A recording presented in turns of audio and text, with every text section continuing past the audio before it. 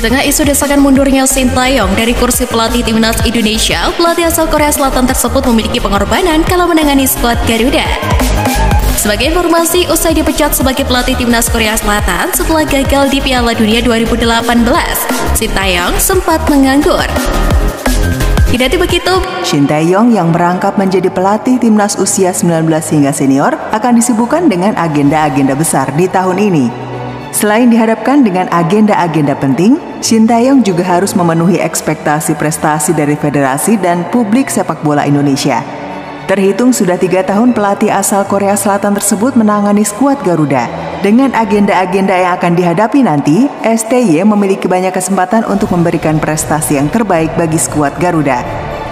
Alasan Sintayong memilih timnas Indonesia sendiri lantaran PSSI berani untuk memberikan kontrak jangka panjang selama 4 tahun kepada Sintayong atau hingga akhir 2023. Lepas dari itu, Ratu Tisa yang menjabat sebagai sekjen PSSI kala itu berperan besar untuk membujuk Sintayong. Dengan Ratu Tisa yang saat ini kembali menjabat satu kursi sebagai calon waketum PSSI, harapannya kolaborasinya bersama Sintayong mampu mengatasi penggawa timnas dan sepak bola Indonesia belakangan ini. Pelatih asal Korea Selatan itu menegaskan kontrak 1 tahun tidak cukup untuk mendongkrak prestasi tim. Dikutip dari media Korea Selatan UTN, nama Park Hang-seo kembali dirumorkan untuk menangani timnas Indonesia. Pelatih asal Korea Selatan tersebut tidak berminat untuk memperpanjang kontraknya bersama The Golden Star. Sebagaimana diketahui, kontrak Park Hang-seo bersama timnas Vietnam berakhir pada bulan ini. Park Hang-seo memilih untuk mengapresiasi koleganya tersebut. Ujar Park Hang-seo dilansir dari YTN. Tidak, bukan itu masalahnya. Pelatih Sintayong bekerja dengan baik sejauh ini. Bagaimana saya bisa menggantikannya di timnas Indonesia? Dari sudut pandang saya, terkait rumor itu salah memberikan informasi. Saya tidak berpikir terkait hal itu sama sekali. Kepada YTN, Park Hang-seo secara terang-terangan membantah kabar dirinya akan menggantikan Sintayong sebagai pelatih timnas Indonesia. Sementara itu, usai meninggalkan Vietnam dan sepak bola Asia Tenggara, Park Hang-seo turut memberikan sarannya kepada Sintayong dan juga pelatih Malaysia Kim Pan-gon. Bukan berarti dirinya minim peminat dari klub ataupun tim nasional. Pelatih berusia 65 tahun itu meminta keduanya untuk menghormati budaya negara tempat mereka melatih karena bekerja di negara lain tidaklah mudah. Selain itu, dia menegaskan kepada Sintayong dan Kim Pan-gon untuk berusaha mendapatkan kepercayaan dari para pemain. Saya tidak memenuhi syarat untuk memberi mereka nasihat. Jika mereka menjadi pelatih kepala timnas, berarti kemampuannya sudah tidak diragukan lagi. Bekerja di negara lain tidaklah mudah. Anda harus menghormati budaya negara tersebut dan mendapatkan kepercayaan dari para pemain. Pada saat itu, Sintayong didekati oleh salah satu klub Liga Super Cina, Shenzhen FC, bersama dengan timnas Indonesia. Kini Park Hang-seo belum memutuskan akan tetap menjadi pelatih atau malah pensiun. Yang pasti, dia menegaskan tidak akan lagi kembali menjadi pelatih Vietnam dan Korea Selatan di masa depan. Kabar baik datang dari Ketum PSSI Muhammad Iriawan yang mengkonfirmasi bahwa tanggal Sumpah WNI Sein Patinama telah ditetapkan, tepatnya pada Selasa 24 Januari mendatang. Melalui Instagram pribadinya, Iwan Bule mengabarkan bahwa Sein Patinama akan resmi menyandang status sebagai warga negara Indonesia. Sontak kabar tersebut membuat sosok Iwan Bule mendapatkan pujian dan sanjungan dari pecinta sepak bola tanah air. Sementara itu, Sein Patinama sendiri dikabarkan sudah berada di Indonesia. Ia didampingi oleh Hamdan Hamidan untuk mengurus pemberkasan di kantor wilayah Kementerian Hukum dan HAM atau Kanwil Kemenkumham DKI Jakarta. Nantinya Sein Patinama juga dijadwalkan untuk pembuatan kartu tanda penduduk atau KTP Indonesia. Diketahui lewat kolom komentar postingannya tersebut, banyak warganet yang mengucapkan terima kasih kepada Iwan Bule yang tidak kenal lelah mengejar rampungnya naturalisasi Sein Patinama meski sudah tidak lagi menjabat sebagai Ketua Umum PSSI. Masih dalam postingan yang sama di Instagram, Iwan Bule juga berharap segala proses naturalisasi Sein Patinama bisa berjalan lancar. Dirinya juga mengucapkan terima kasih kepada Presiden Joko Widodo yang sudah menandatangani pengajuan naturalisasi Sein Patinama. Dengan kabar tersebut, hampir dipastikan Sein Patinama akan bergabung bersama Jordi Amat dan Sandy Walsh sebagai amunisi pemain keturunan baru di Piala Asia mendatang. Nah, pada video kali ini akan menyajikan 6 agenda Timnas Indonesia di tahun 2023. Penasaran turnamen apa sajakah yang akan diikuti oleh Timnas Indonesia Senior dan kelompok umur? Yuk langsung saja kita simak ulasan berikut ini. Seperti biasa, sebelum kita masuk ke topik pembahasan utama kita kali ini, ada baiknya football lovers terlebih dahulu menekan tombol subscribe-nya dan nyalakan notifikasi loncengnya supaya kamu tidak ketinggalan informasi-informasi terupdate. Asian Games. Event ini sejatinya diselenggarakan pada tahun 2022, namun Tiongkok yang menjadi tuan rumah saat itu dilanda COVID-19 yang belum usai, sehingga terpaksa Asian Games harus diundur. Akhirnya Asian Games disepakati akan diselenggarakan pada 23 September hingga 8 Oktober 2023 mendatang.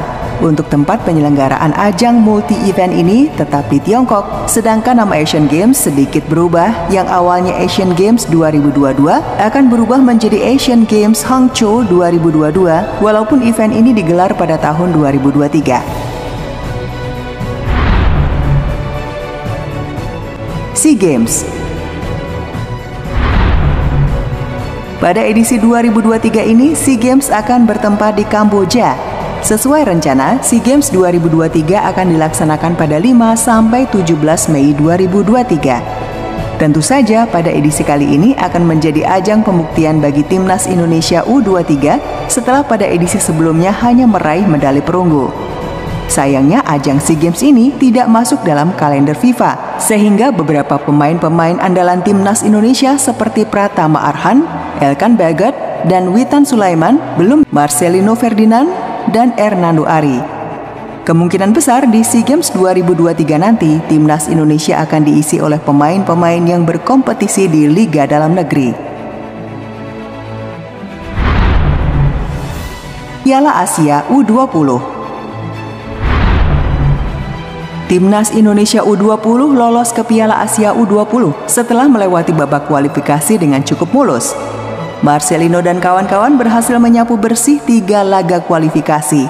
Piala Asia U20 rencananya akan diselenggarakan di Uzbekistan mulai tanggal 1 Maret sampai 18 Maret 2023. Turnamen ini akan diikuti oleh 16 negara peserta yang terbagi dalam 4 grup. Indonesia sendiri tergabung di grup A bersama tuan rumah Uzbekistan, Suriah, dan Irak.